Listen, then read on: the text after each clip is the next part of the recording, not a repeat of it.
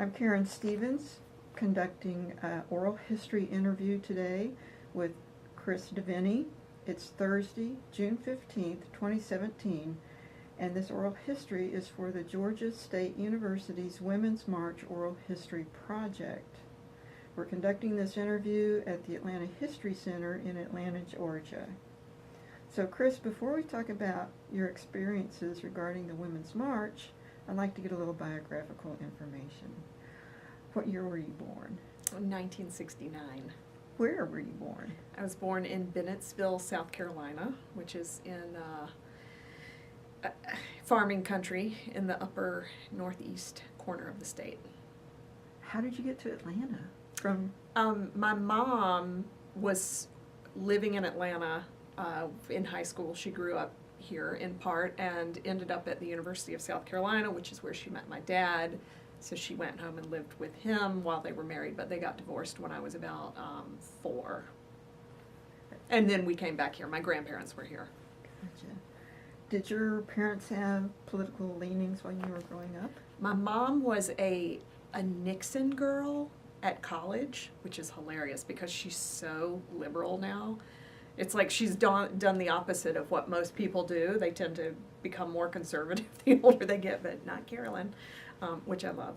And my dad was, he was a Democrat. He was always a Democrat. But I think as time got on, it feels apparent to me that it was more in the tradition of like, a yellow dog Democrat. I'll vote for a yellow dog before I'd vote for a Republican because of the Civil War and, Abraham Lincoln and all of that way back then. So, that's, he was a Democrat in that sense. What is your profession? So I am a stay-at-home parent, and I have been for the last almost 15 years. Doing some writing during that. I was a lobbyist before I stayed home, so I've always been involved with and interested in politics. From the age of 18, when I was 18, I volunteered at the Democratic National Convention here in Atlanta for a week. I took a week off work. That was hilarious because my boss she was pretty conservative, but she was cool about it. I did that. I was always involved in the issues, like marched for choice. I'm staunchly pro-choice. I have been. So in the early 90s, went to D.C. and marched on Washington, did some marches down here, went to an Operation Rescue meeting, but they quickly realized we didn't really belong there. And I was a delegate to the Democratic National Convention in 96, or 97 rather, and so. What was Operation Rescue? So they're an anti-abortion group. I see. Yeah, we're trying to find out what they were up to. Is there a particular political party that you support today? I mean, what I'm looking for is a reasonable person.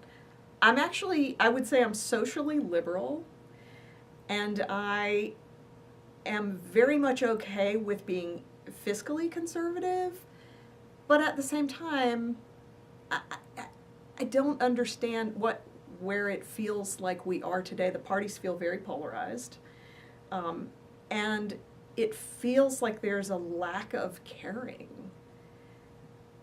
on the GOP side these days. It hasn't always been this way. I mean, when I was a lobbyist at the Georgia Capitol for a number of years, many of the Republicans down there weren't Republicans like they are now. It's just, there's a polarization happening, and I would love to see us get back to sort of the middle, the people who are more in the middle running for office, but it's gotten to be a nasty business, so a lot of people aren't interested. So what happens though, because of I'm a single issue voter if it comes down to it, and my issue is choice. My protection of my ability to maintain my reproductive destiny and for my children to be able to do that, and for every other female out there. I think if we don't have full control of our bodies, then, you know, everything else is secondary to that, as far as I'm concerned, as a human being. And the Democrats are usually the ones who are protecting that these days. So that issue will get me to the polls. It will keep me at the polls. It will make me vocal. I'd love to see both parties like get back to something reasonable on it. You know, but I don't know. I can't really handle the lack of what feels like a real lack of empathy and not listening to women that I just see in such abundance from the Republicans these days. It's very disconcerting to me. You mentioned that you had been involved in political activities in the past. Were there others? You went as a lobbyist, and were there other political activities that you were involved in? So I was an environmental lobbyist, but I worked for the county government. So my issue areas were, my issue area in particular was environmental policy. I have a master's degree in ecology, and it's funny, like my first checks that I got when I, you know, was in high school and had a checking account were like Greenpeace checks. So the environmental issues were always really of concern to me, and they continue to be. Pro-choice issues, right there with it. Yeah,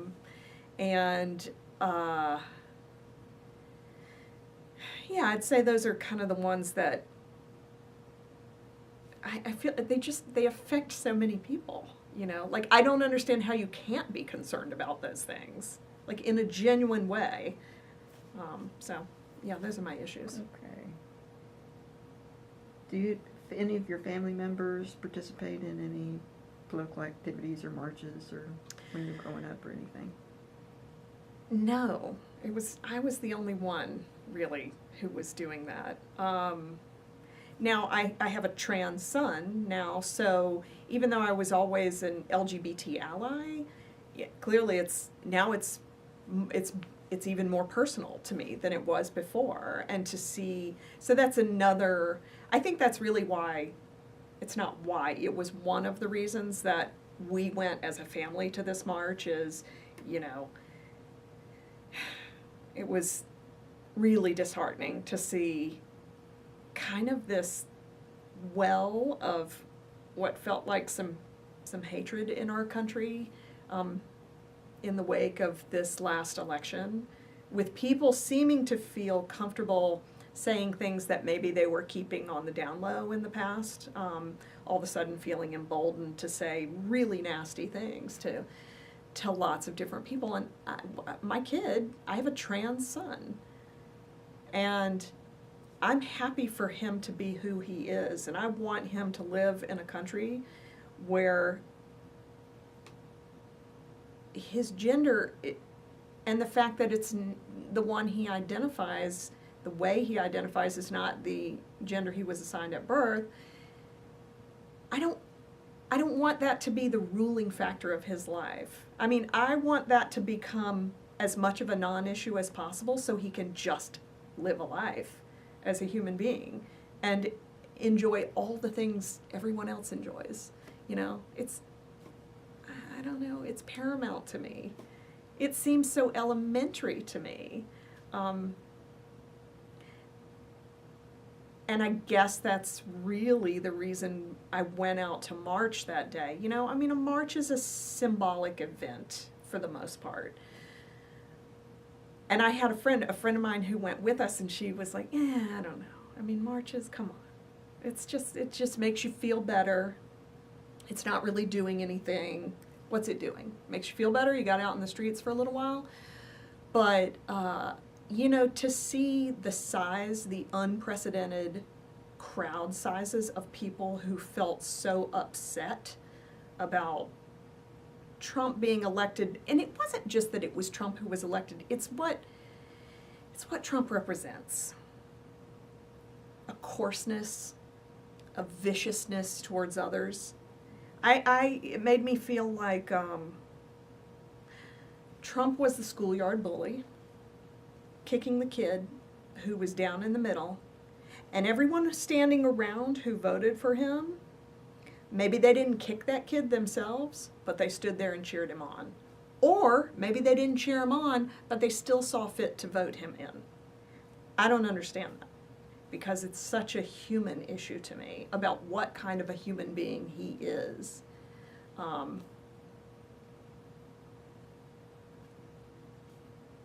I just didn't understand it. So it felt really important to me, even though I haven't marched in a couple decades. To be honest, I think I'd gotten really complacent. I was a little surprised to see some of the stuff that came out, in terms of people's attitudes. Like this sort of, what felt like, I think a lot of people were surprised, like, oh my gosh, I thought we were farther ahead than this election and its results seem to show that we are. There's still a boatload of racism, a boatload of homophobia, a boatload of intolerance for the different. I don't know, so I can't be quiet anymore. So getting out into the streets with all those other people was really, it felt good that day to see that there were a lot of other people who felt really compelled, because it was a nasty day, Mm-hmm. I mean, it was storming and rainy and gross, and I thought, this is going to be great to march. It was like there was a thunderstorm that came through, but interestingly enough, and I thought this was a lovely little metaphor for the day, perhaps, was, but then the storm passed, and it completely got clear, and even the sun came out at the beginning of the march, and then you had 65,000 people instead of 15,000 who showed up just in Atlanta, and everyone was surprised, and there was some solidarity there that I think we all needed to feel in that moment. Like, okay, we're all going to get through this. We're not going to be silent. This is the first step. It's a symbolic action, but it's meaningful. I mean, I think you can look at Martin Luther King's, I Have a Dream speech, and the people who showed up for that. A picture is worth 1,000 words. And the people who were there that day, they were marching for other people too. They represented others. I know, like, my mom wanted to come, but she's in her 70s, and she's like, I can't really make it. I can't really get out into that weather, but thank you for being there. I wish I was there. So it was important to me to show up and to let my voice be heard, to not be silent. I don't think we can afford to be silent anymore. And if that is just one little step, and it is one little step, in that direction of being more active, as it has been for me. I've made phone calls. I hadn't called my senator in years. I used to work for a senator.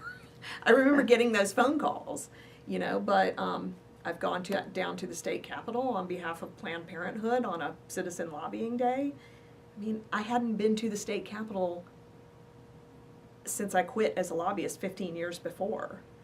But that's how compelled I feel.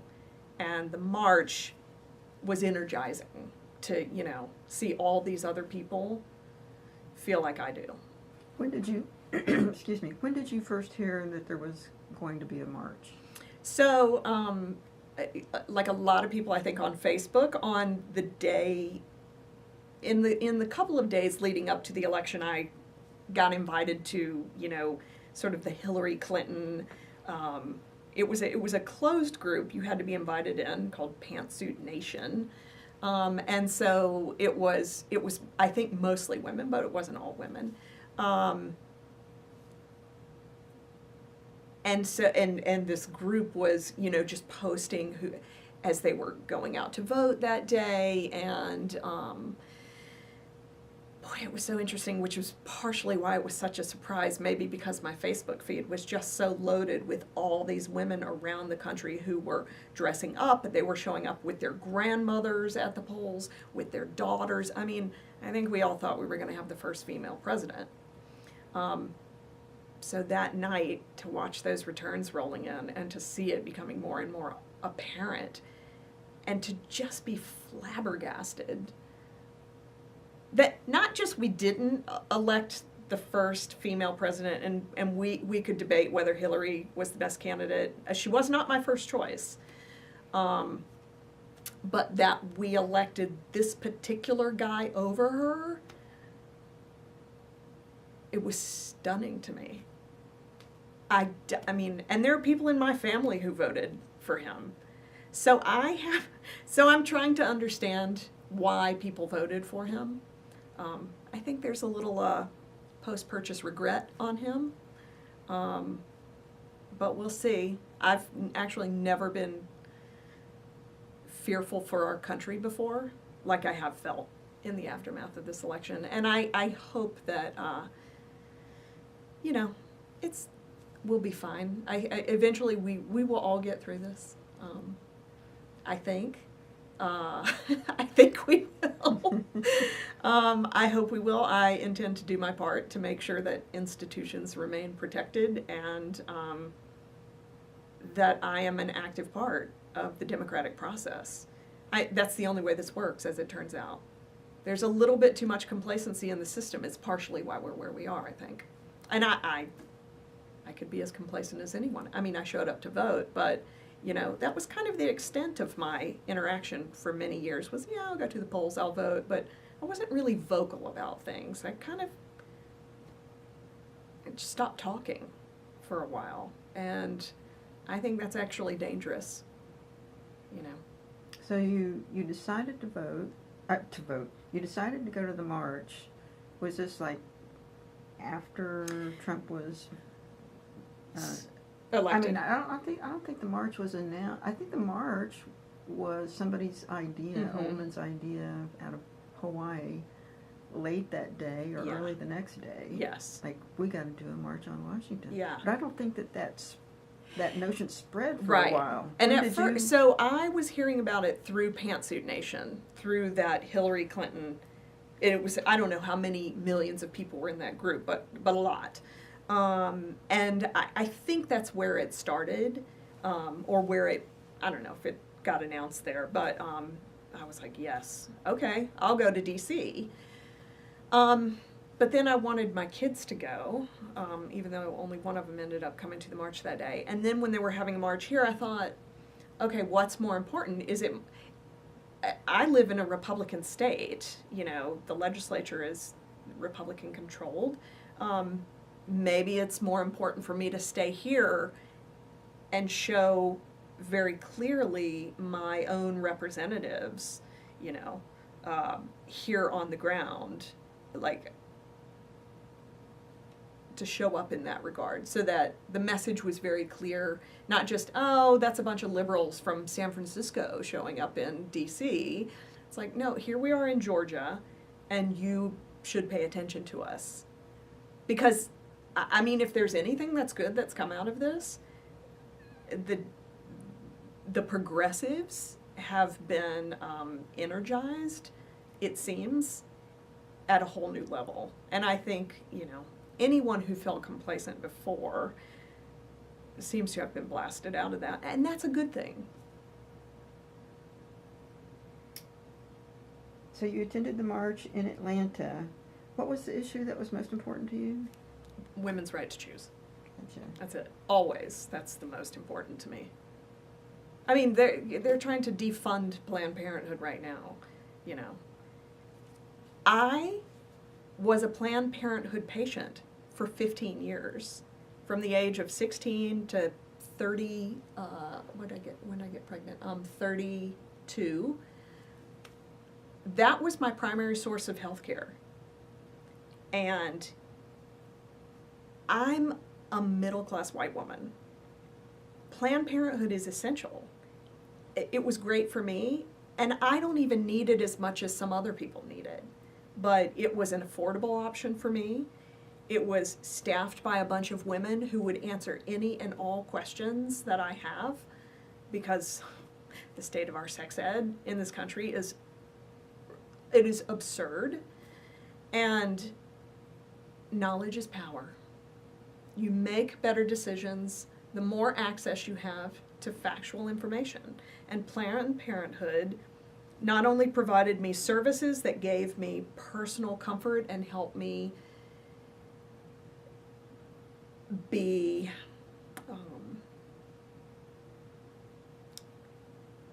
a responsible teenager. I was in love. I had a boyfriend. We were going to do what boyfriends and girlfriends did. And if you think kids aren't going to do that, I mean, just because you tell them not to, come on. I was in love with someone, and I was at the age where hormones were raging, and I didn't want to get pregnant, and I wanted to be smart about it. And Planned Parenthood helped me do that. And they do that for millions of people every year. Here's what I don't understand. If you are against abortion, why on earth would you defund an organization that the vast majority of what they do is prevent pregnancies? It is idiotic. It makes my blood boil.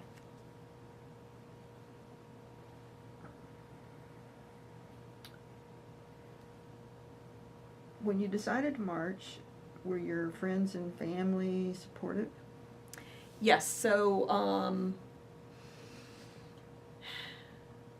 yeah, generally speaking, friends, though it's interesting, I mean, I have a spectrum of friends. I'm not in just a progressive bubble without some conservative friends, and it was interesting to see some of the really nasty negative comments from some of the Trump supporters about the march. I don't think they understand what it was about. That's okay. As far as my immediate family, yeah, we, it's funny. My husband, he used to tend to cancel out my votes, but that doesn't really happen anymore, which is interesting. He's kind of, I mean, listen, you have an LGBT kid in your house, and that alone will change your perspective. He's always been liberal socially, and an advocate. And an ally, but his fiscal conservativeness would sometimes kind of drive how he voted. So that's shifted a lot, but I think it has to do with this polarization on the social issues with the parties. Sometimes it's like no matter how fiscally conservative you are, some of the social stuff is really, I just can't. And it turns out he can't either. So we went as a family, we were all in agreement about doing that. And my sister, who lives in town, came. I met friends who were there, saw people I knew, which was cool. So how many were in your group that marched? Let's see.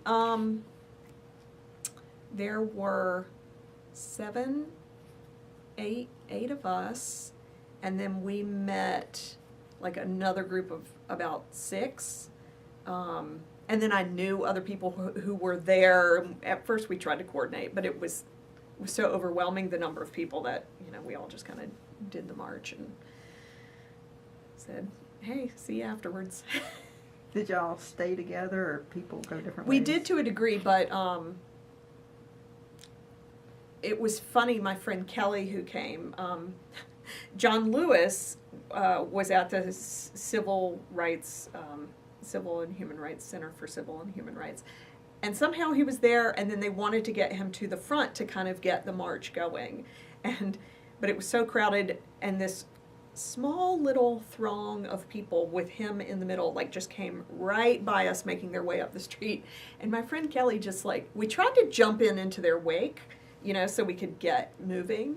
Well, Kelly managed to hook her caboose onto that group, and so she stayed with them the whole way, but we lost her after a while because, people were filling in and everyone was excited to see him and wanted to hear his speech. But anyway, so we did get separated, some of us. Did you see different signs when you were there?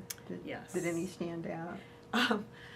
I'm a huge science nerd, and I believe in science. Again, it's one of those things I don't understand how you don't believe in science. But I think there was this one that said,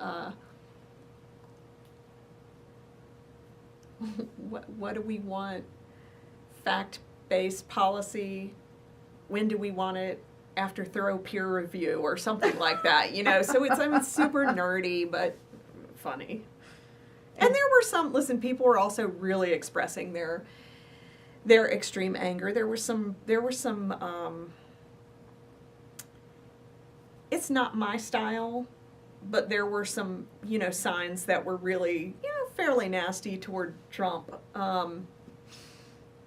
And while I am baffled by him, and I don't have any respect for him, I shouldn't say I don't have any, but he's a human being at the end of the day. I think he's an incredibly misguided,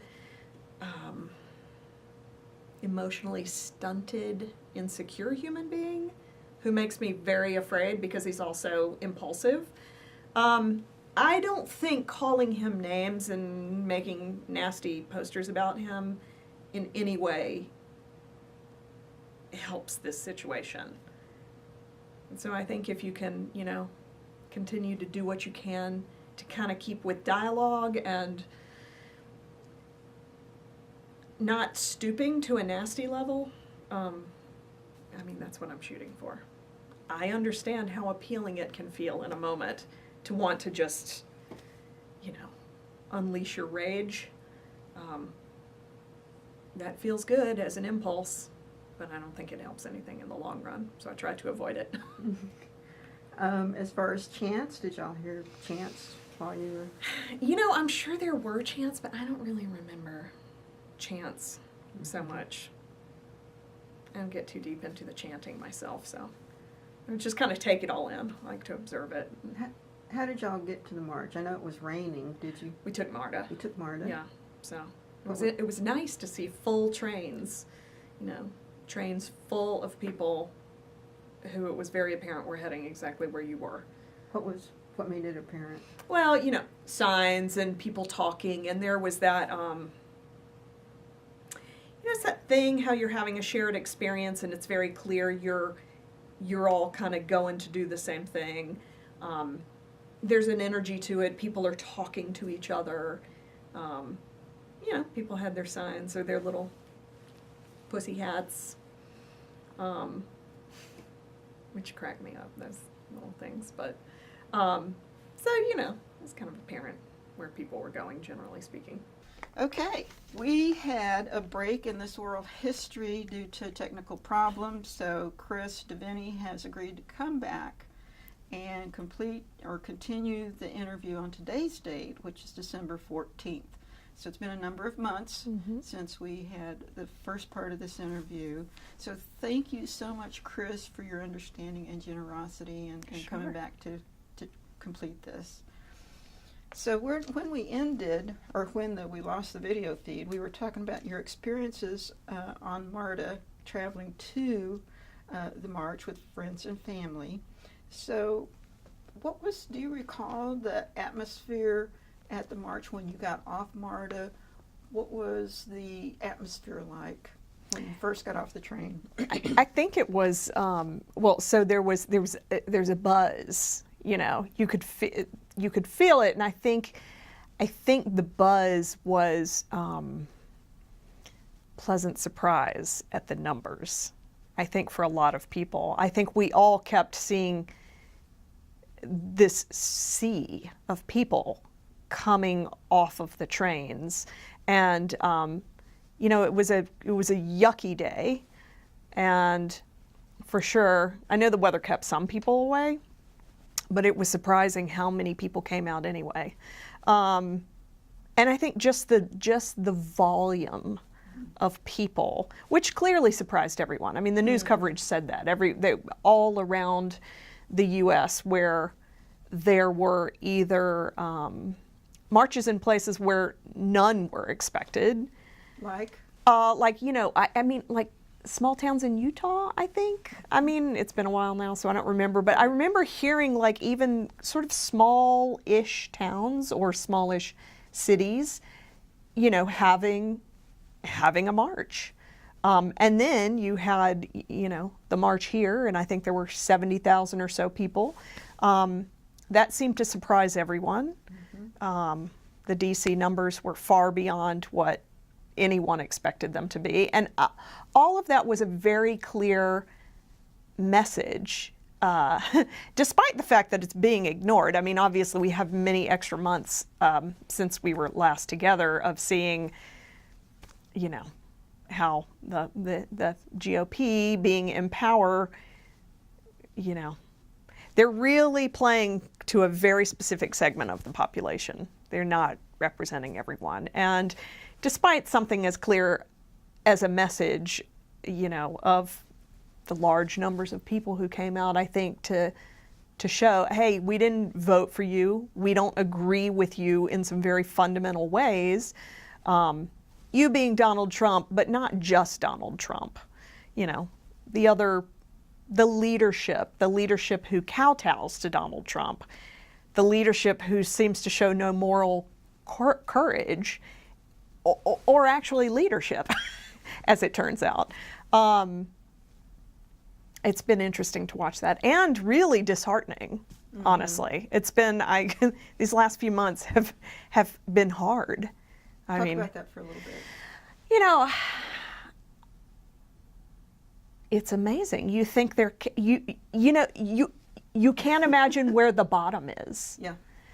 And every day is some fresh outrage from this guy that you can't even believe is in the White House. Like, he's just, between him and then what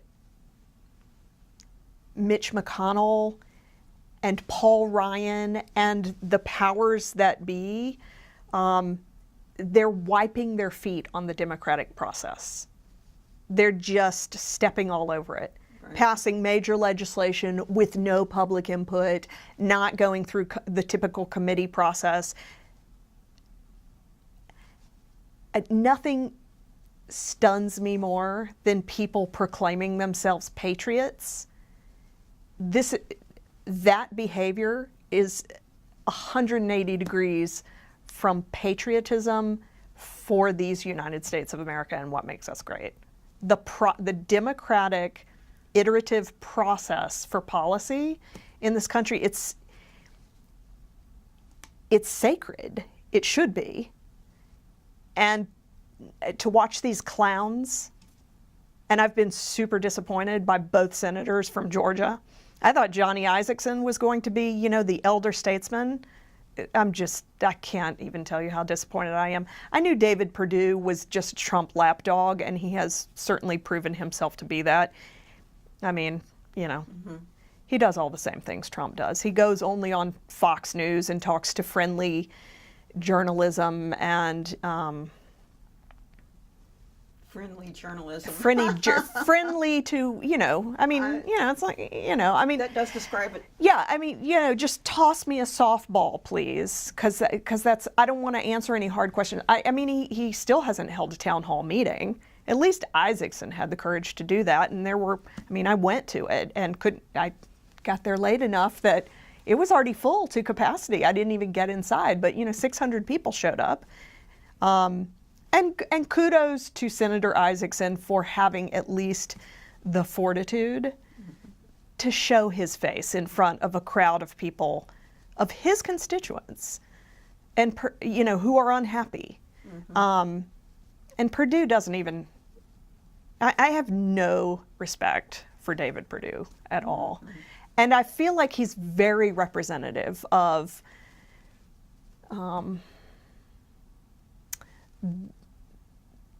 The shameful element that is currently in charge. And really, I don't know what they talk about their American principles being, but, when it comes to policy making, the way they're handling, trying to repeal Obamacare, sticking it into this tax bill,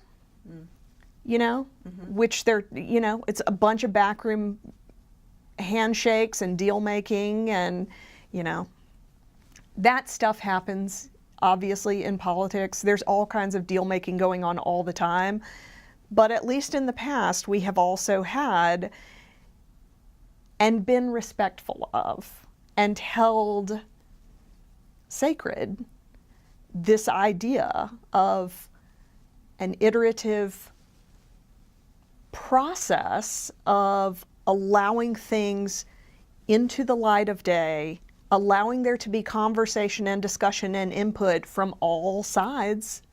That is democracy. Mm-hmm. That is what democracy looks like. Right. And these clowns in DC right now, and it's so funny, I would never speak this way in the past, but I have my level of respect at the moment for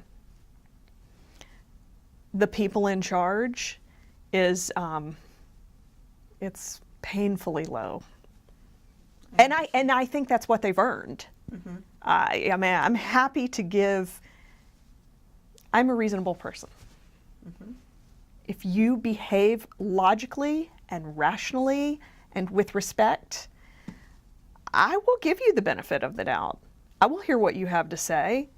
I will listen to your arguments. I'm willing to do that.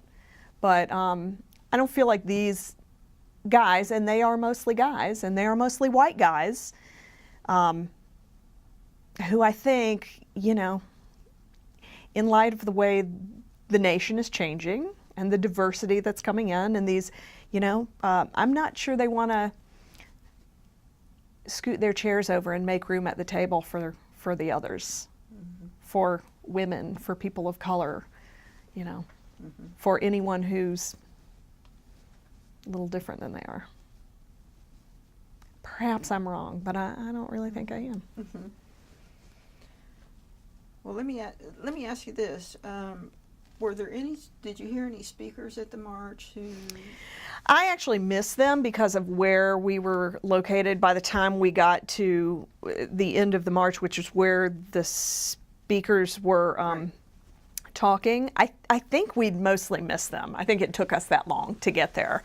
Mm-hmm. I mean, I know obviously John Lewis was there. We saw him come through the crowd and get to the front, and right. But I didn't end up hearing any of the speeches. I do want to come back to current day events, but as far as the march goes, overall, what moments really stood out for you about the march? It took a while for it to get started. So there was just, people were gathering and more people kept coming and coming and coming. And so the crowd that was waiting to begin the march was just swelling. But it was a very, it was a jovial crowd, if you know what I mean. It was obviously a bunch of like-minded people who were needing, I think, the salve of being reminded that you're not alone, that there are other people here who think the way you do, are outraged by the election of such a vulgar, immature, unqualified person, who has since, I think, demonstrated very clearly that he's really not presidential material, and the country's suffering for it on the world stage, I think. But I think people just needed to feel that some solidarity, mm-hmm. and so that felt very apparent as we were all gathering and waiting to actually, start marching. So I would really say it was mostly that, and then there was a lot of law enforcement along the way, but the crowd was completely respectful.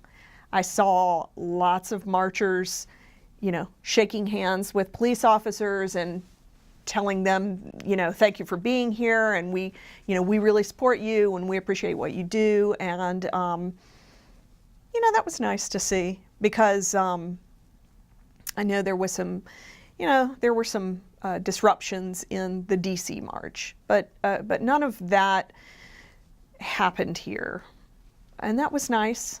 Yeah. Did you feel emotional at any time during the march?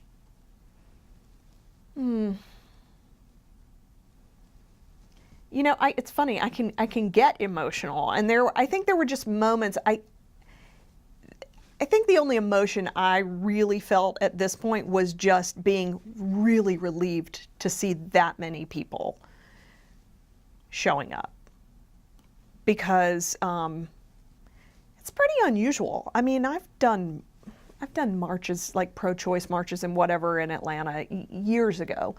And I think maybe there were like 5,000 people at the most. So a crowd this size was something I had not seen here. And I had gone to DC and I'd done a pro-choice march up there in the early 90s. And that was a huge event. But again, the numbers, maybe people had gotten complacent. I don't know. They're just, marches haven't been happening really around here a whole lot. I'm sure they have been, but they've been small in size, and I haven't participated. And again, I, like lots of people, had maybe gotten a little complacent with things. And so yeah, it kind of felt good to be doing something, even though I was fully aware what I was doing, that this was a symbolic thing.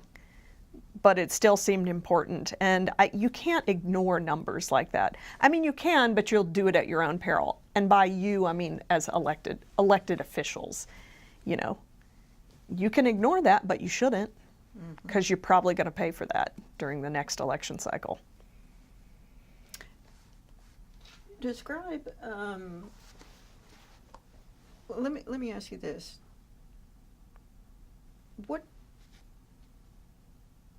I'm trying to get my thoughts together here. Do you feel like the momentum of the march has continued since then to today, which is December? And if so, in what way? So obviously there was the growth curve was like, it was like this, and there was a lot of activity in the beginning. I think specifically coming out of the stoked activism that was both representative of and fueled by the march. So there was a lot of early stuff happening. But here is the thing, and this is, I listened to the like Pod Save America podcast, and those guys are major activists, and they have a lot of good information, and they are political folks themselves. A couple of them had worked in the Obama White House, or maybe all three of them had. But anyway, and they talk about like continuing to pace yourself, like. You can't, it's like a marathon, not a sprint, right? You got to pace yourself. This is going to be, if Trump doesn't get impeached, and who knows what's going to happen with that, I don't know. But let's just say he's there for 4 years. Well, we've got 4 years of rather unrelenting hammering, if the first year is any indication.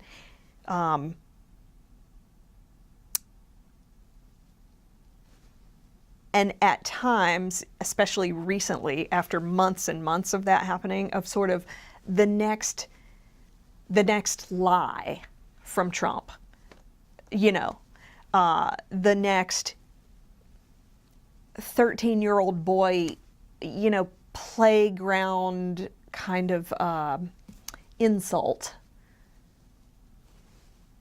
to someone who has nuclear weapons.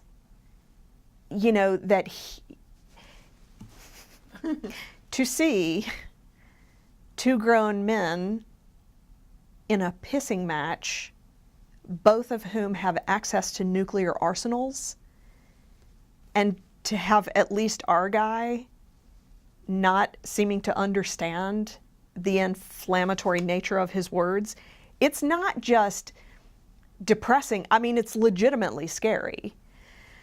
So you just have that. I mean, that's just one example of so many these past few months. I mean, so it has felt like an unrelenting hammering of whatever your community is. Women, pro-choice, birth control, taking away birth control, trying to get rid of birth control as a healthcare cost. Women's healthcare is healthcare. you know, and people take birth control not just for birth control. It's used for many different medical purposes. Judges being appointed to federal judgeships who have never judged a case before. I mean, people being offered up as backroom deals, you know. Just you've got the atmosphere itself of this person's outrageous personality that is offensive to anyone who is civilized and has some decent level of manners and common decency. Mm-hmm. Just the fact that that person goes onto Twitter every day and says the outrageous things he does, but then also has backed it up with a lot of things that I guess he promised his core base that he would do. Well, he is following through on many of those things. Of course, you know, in the other breath, he'd also said, well, I'm not going to, you know, oh, I love the LGBT community. I support them.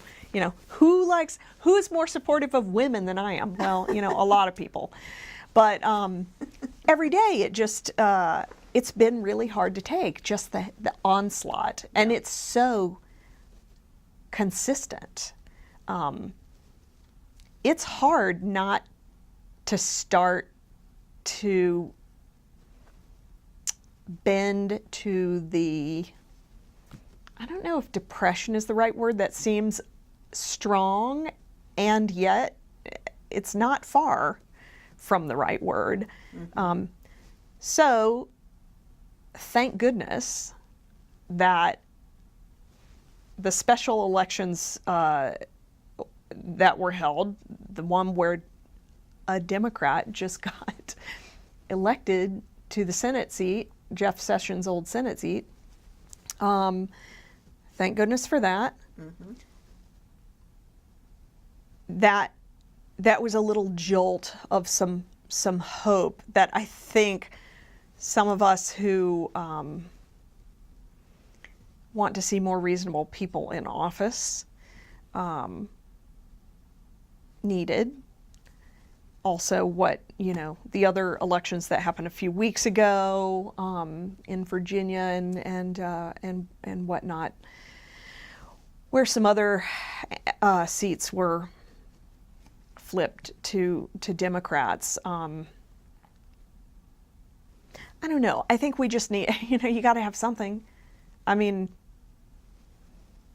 hopeless is a bad place to be. Mm-hmm. It's a bad place to get, because that's when people stop doing anything. Right. You know, there's complacent because you think your people are in office protecting you, so you take your eye off the ball and you're like, they've got it. I don't need to. I can disengage from the process. There's that side. And then the other side is,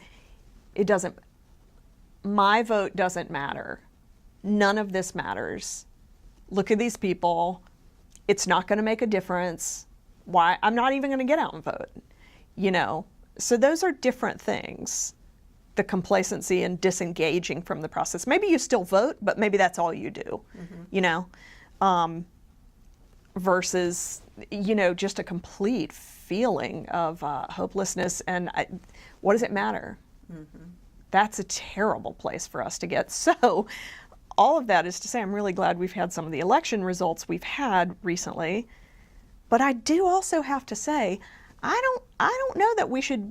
I'm really glad Doug Jones won. Oh yeah. He seems like a reasonable, rational human being in so many ways. That's great. But the guy he beat was so loathsome and disgusting on so many levels, and that race was a squeaker.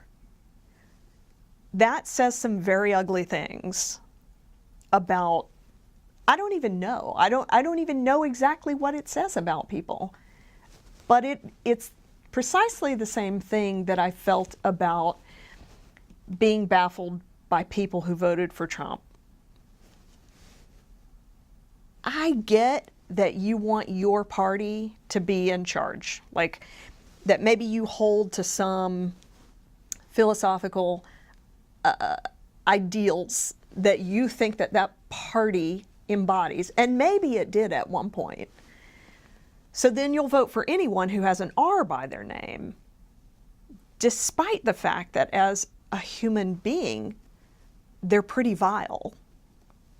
And they have no business in any sort of decision-making position, holding sway in a real way over the lives of other people, a lot of other people, you know.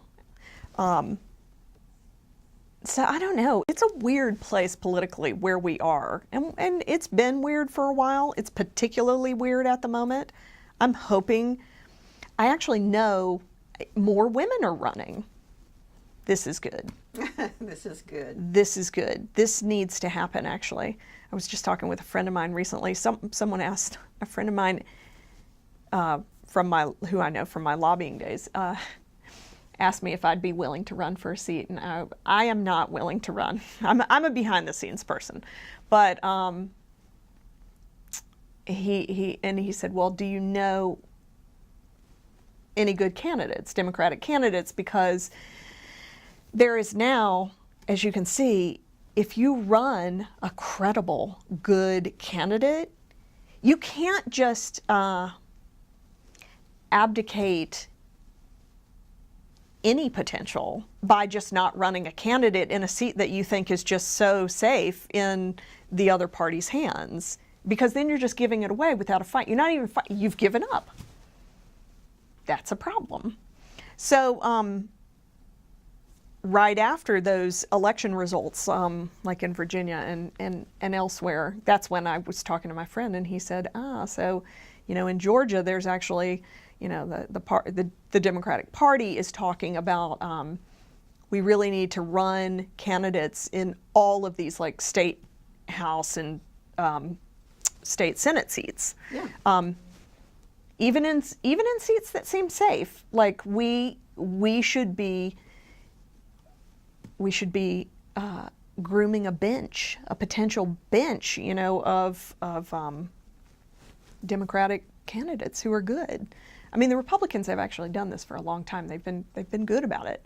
They start at the local levels, and, you know, it's a long game. They play the long game very well, and Democrats have kind of ceded that for, I don't entirely understand why, but maybe there's a readjustment happening now. So I do have a friend that I asked her if she might be willing to run, and she said, yeah, it's interesting. I've actually been thinking about it for a while, and she hasn't given her final answer yet, but I think that she's going to run, and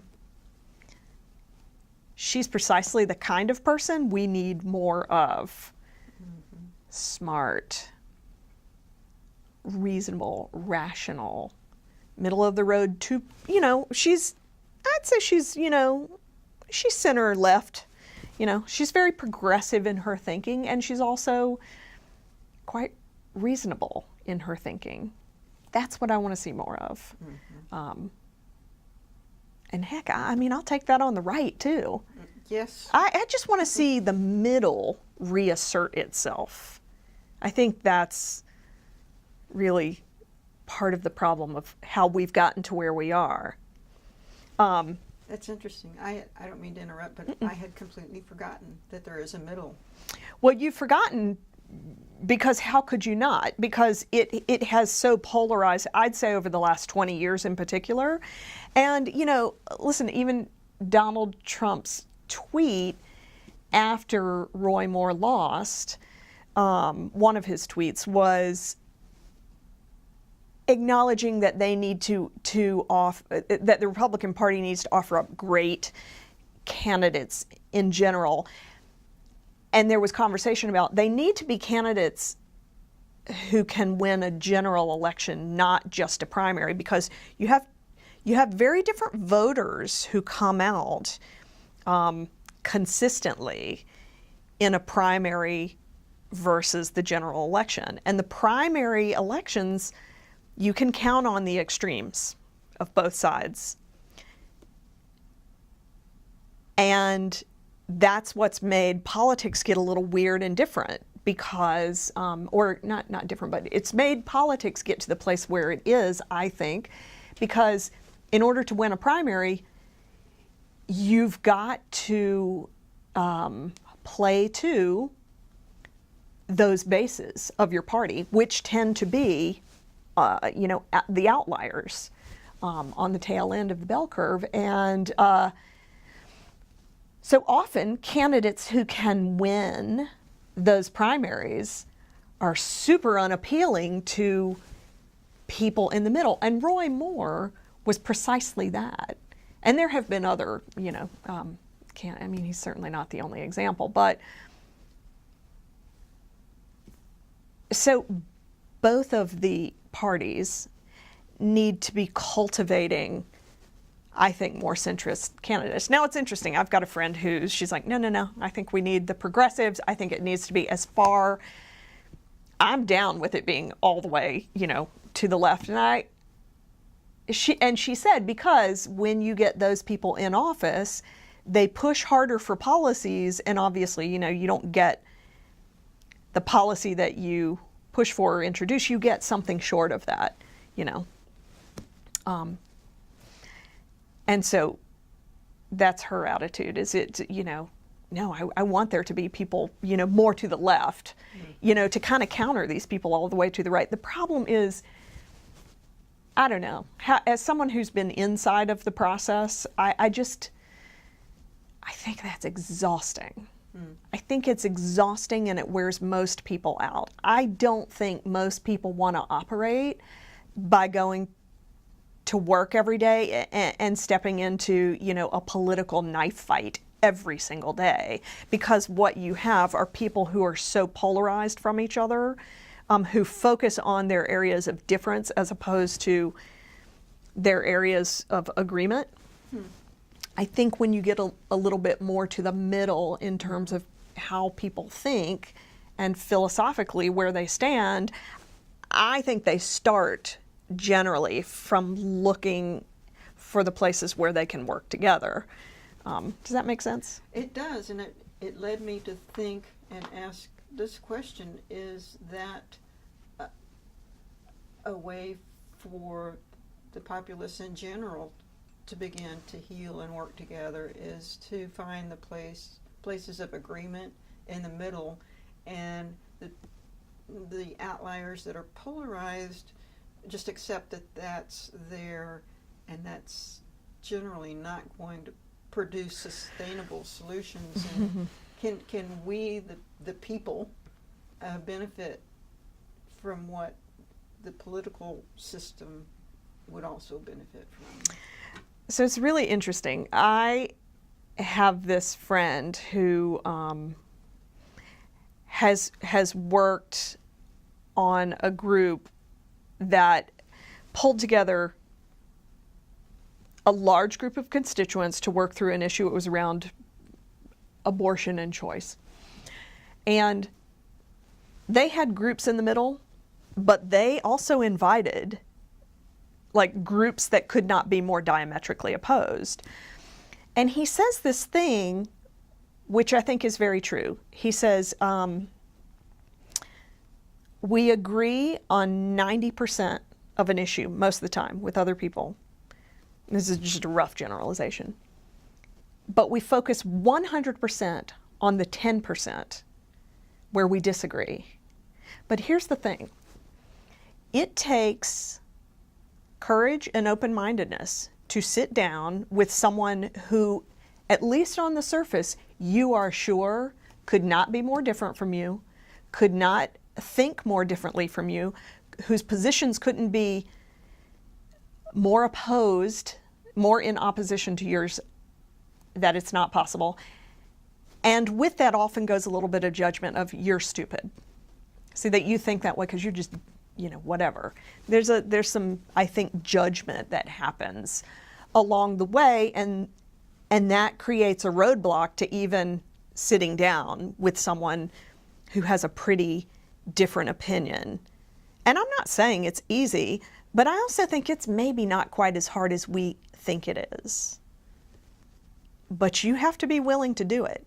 You have to be willing to not just sit in a room where you're completely in your comfort zone with a whole bunch of people. It's just a giant echo chamber.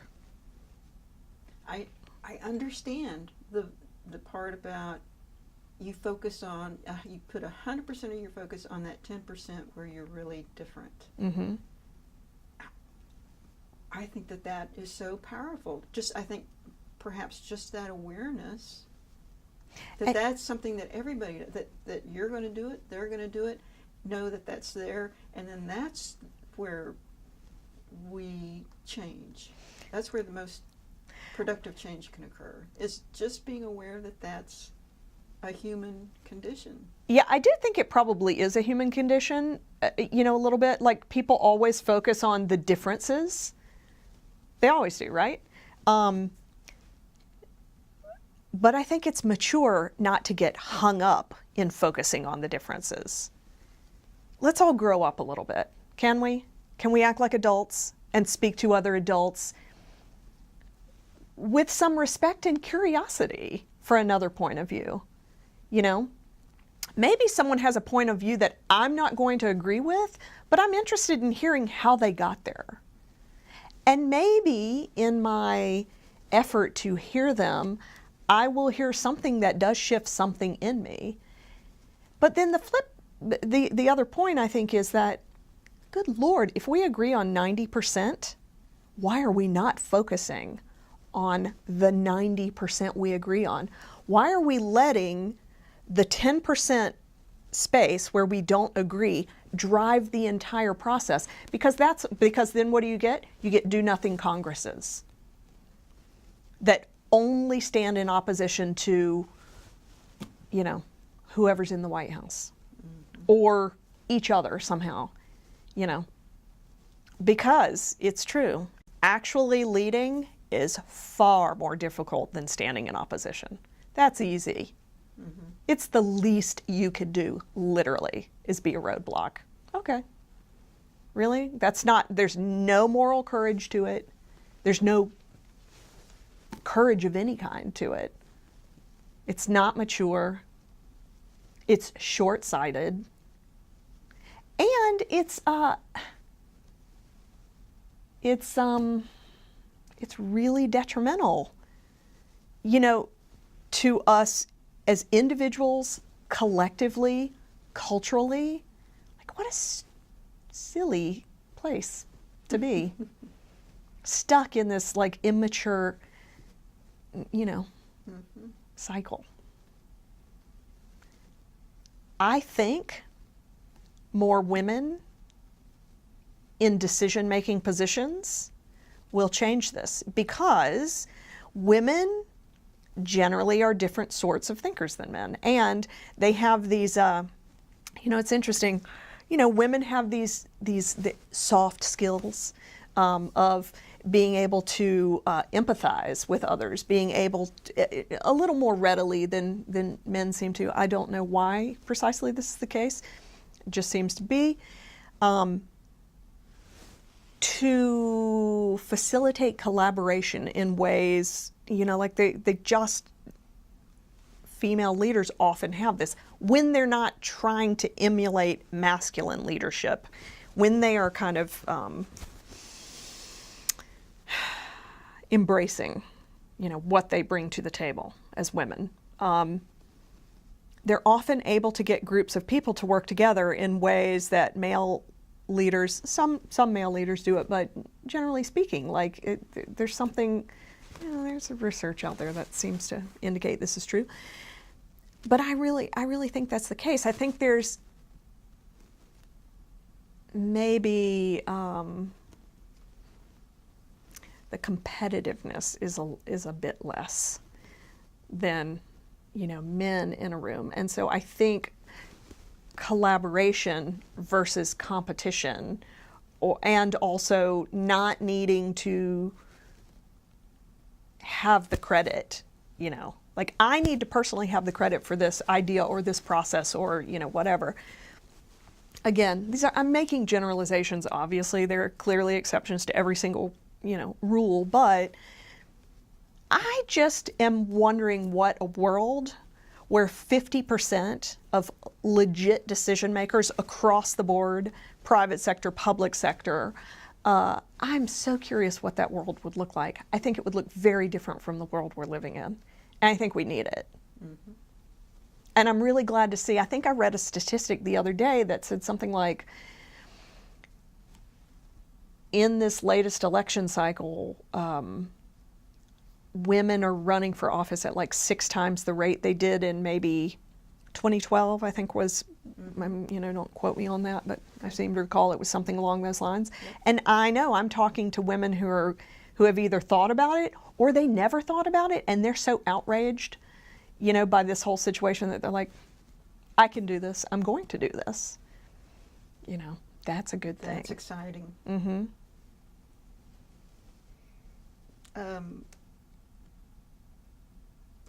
Has the march, and what has transpired since the march, the hammering and the thought processes about how to thrive or survive and all of this, has the march and the movement and the events changed you in any way? Well, I do think it's all related. I think that the march was maybe the first step of this unleashing. There's a roar coming from women right now that hasn't happened.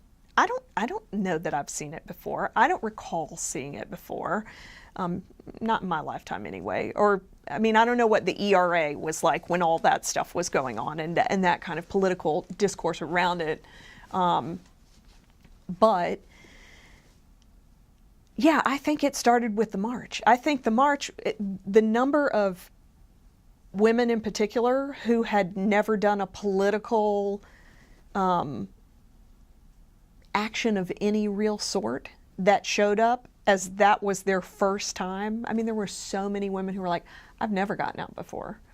I know my mom who wished she could have been with us and, the weather kept her in. But if she could have, she would have. I don't think she'd ever done a march before at all, and she was willing to and she wanted to. She didn't. But again, like I said, she's in her 70s. The weather, Yeah. if it's raining outside, like she adjusts her day. so it wasn't surprising she didn't make it, but she had she had the impulse to do it. Not the impulse. That's an understatement of it. She had the engaged conviction to want to do it. She was outraged. And I feel like that's just carried on. And then, listen, all the stuff with all the sexual harassment, all the powerful men who are being let go from jobs and resigning positions or being fired from powerful positions, in the wake of Harvey Weinstein, which obviously happened just a couple months ago. Right. I only think that domino effect, the whole Me Too phenomenon of other women who have had assault, rape experiences, or just sexually inappropriate, and sexual inappropriateness on a job from, someone in power, regardless of the gender, someone who is in an authority position over someone else. That's about power. It's not about sex. Even though I think it comes out that way often. But so just like once women started talking, I'm not sure. It's going to have to, I think, all come out before the conversation really starts to simmer. simmer down a little bit. And I think that's a good thing. I mean, I could tell you 6 incidents in my own life, you know, Yeah. that I noted, didn't really talk about. Yeah. And it's funny. I'm talking about them now and thinking about them, and it's so common. I don't know a woman who didn't have a Me Too experience. Me either. So that really says something about what is systemically wrong in this country, in terms of, I don't know, I mean, toxic masculinity is such a problem in this country. I think it's not fair that we don't let men, generally speaking as a culture, be anything except the most masculine, the most unflappable. Nothing bothers me. I'm not upset. I can't admit my mistakes. I don't make mistakes, you know. What an untenable position to put men and boys in. I think that's part of the problem. That's by far not all the problem. But anyway, I just find it interesting that all of this stuff is happening. And I don't think it could have happened without Donald Trump being elected, honestly. I'll tell you what, if Hillary Clinton had gotten elected, I don't think we'd be talking about any of this. That's interesting. I just think, a silver lining? sure it is. And thank goodness there's one, right? But I legitimately think it's a silver lining. And no one has still held him to account. He's got, what, 19 accusers? And still, you know, no one's, there's a, you know, wholesale dismissal of the women accusing him. Doesn't matter that you have it on tape, him saying outrageous, assaulty, sexual assault type things. So, I mean, we got a lot of work to do in this country on a bunch of different fronts, not just politically. And in fact, you know what? Our politics is actually nothing more than a symptom of the problem at this point. It's like everything. It's a mirror of who we are culturally. We got a long way to go. I wonder, and sure, cause and effect is, and even correlations are difficult to show. However, do you think the Women's March and that sort of solidarity, and that women are supporting women, even though there were men there, there were children there were people of all faiths and colors there in solidarity, do you think that helped enable the Me Too take off, sort of like a viral activist sort of activity? Did that help enable support that? Can the Women's March make it possible for a Me Too social media event change our political system? I think that what was symbolic about the march, which carries through to the Me Too thing and then beyond, is a whole group of people who have held silence on a number of things for a long time have finally said, enough. Enough of this bullshit. Seriously. Enough. I'm not staying silent anymore. You know, it's that thing. You know, if your voice isn't out there, that's a choice. And you're making space for the other voices that don't represent your point of view. And if it's nothing but a bunch of white men talking, most of the time, a lot of the time, it's still a bunch of white men talking. Listen, I love me some white men. I'm married to one. I am of one, you know. White men are great in a lot of ways, but seriously, like, make some room. I don't want you to represent me. I want you to scoot your chair over and pull one up for me next to yours, which means you don't get as much room at the table as you've had. Make some room. But if I feel like that, and my mother feels like that, and a bunch of mothers and grandmothers out there feel like that, who've never really been allowed to put any voice or energy to that. Maybe they felt it privately, because, we talk amongst ourselves. We all feel it privately. But I think the outrageousness of the person who won this election over, again, I didn't love Hillary. I don't love her. I never loved her. Was she qualified? Oh, yeah. I mean, it wasn't even close. So to see, I think the thing that irritated me so much, and it's a common sentiment, is just the number of times that you see a woman who is stellarly qualified being pushed aside for yet another mediocre white man. This is 2017. It's time. But it's only going to happen if no one's going to give us those positions. So you've got to get women, for example, at least in elected office, you've got to get more women standing for office.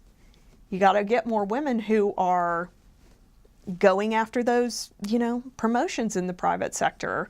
And you have to get men. There are men who will help pull those women up, and they need to be working harder. And some of them are. Some of them are, they're allies. And again, I love an ally, but I don't want you to represent me. I want to speak for myself, And I think that's really important. Ooh, well said. What would your advice be for anybody who's considering marching in the future? I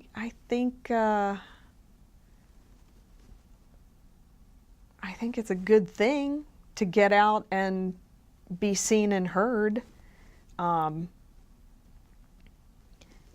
do think it's a symbolic gesture. I don't think you should stop at marching.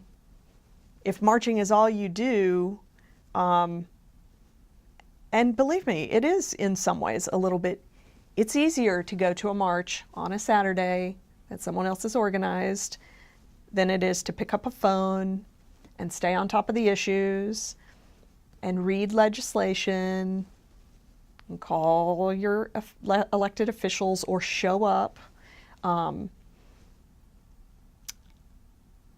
So I would say just do it if you feel compelled, because I do think that activism in that public way is meaningful and is useful, but it's only one leg of the stool, and it's not enough to let that be the only thing you do.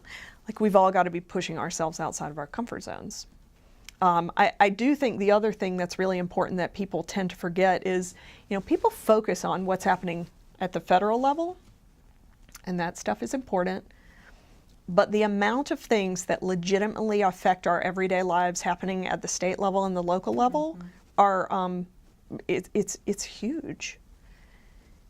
And so it's really important to engage on those levels. And what's interesting is you can actually have a larger impact on the lower levels. You have more access to those elected officials. They will listen to you. Because when you show up at the state, for example, I went to a lobbying day for Planned Parenthood last legislative session. Yeah, and I hadn't been down there in 15 years. And I forgot how much I liked it. I forgot how much I liked being at the Capitol. The thing is, when you show up, because not that many people, you are representing, and they are taking into account the elected officials. One person that shows up, and speaks to their state rep, I can't remember what the numbers were, is equal to, let's say, 20 constituents. They listen to your point of view, and there's an assumption that, okay, this person also represents a larger group Okay. of, I can count on the fact that if this one constituent thinks this way, that there are at least X number of others in my district who feel the same way. Okay. So it has like an impact like that. And the number is higher for the state Senate. I think it was like for every one constituent who shows up and speaks to their state senator, they think of it in terms of like representative of maybe 50 people. I think it's good to remember that. Oh. The impact that you can have. And you can have real conversations with those folks, like a one-on-one exchange. And if, if you show up enough, they get to know you. They'll pay attention to you, especially if you do it well and rationally and credibly and with respect. You'd be surprised the impact you can make. And I think on a city or county level, I think it's even more potentially impactful than that. But I know people are busy, they get busy, and it takes a lot of effort to be engaged and involved. And I do what I can, but I've got a busy life like everyone else. So it's not perfection, but I think it's worth remembering that, like, you actually can have a larger impact on the lower levels of government. And it's important because there's stuff happening there all the time, that's just kind of slipping through under your radar. And then you hear about it later and you're like, what? Where was I? When that happened, and it's like, well, you were around. Yeah. You just weren't engaged. Yeah. Well, so let me ask you this as we start to wrap up. In the next, let's assume the current administration is going to be there for the next 4 years. May not. There could be an impeachment, but let's assume that they are. What sort of hope can you give like-minded people to stay engaged for the next 4 years? Is there... What kind of hope can I give? I think it's important to remember that if you stay engaged, even if and you are continuing to put one foot in front of the other and keep some forward momentum going in your issue areas. Listen, decide what area is important to you. What hill are you willing to die on? I know what mine is. Mine is pro-choice. I've told you that already. That's the hill I'm willing to die on. So I'll go. I will. I stay most engaged around that. And in part, you have to do that or you'll get fatigued.